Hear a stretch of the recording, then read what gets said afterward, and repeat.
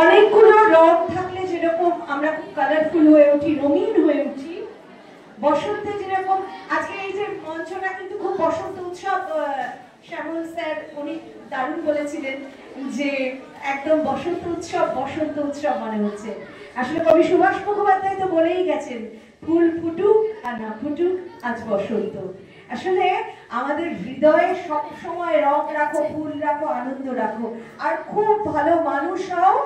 আর ভালো মানুষ হতে গেলে একটু তো পড়াশোনা করতেই হবে, কারণ পড়াশোনা আমাদেরকে আরেকটু পরিশীলিত করে, ধারালো করে, নান্দনিক করে। ঠিক আছে, সবাই ভীষণ ভীষণ ভালো থাকো, আর বেশি কিছু বলবো না। সবাইকে শ্রদ্ধা করবে, ভালোবাসবে, ছোট বড় সবাইকে। সবাই খুব ভালো থাকো। সামনে যারা রয়েছে প্রত্যেককে আমার আনন্দ শ্রদ্ধা নমস্কার।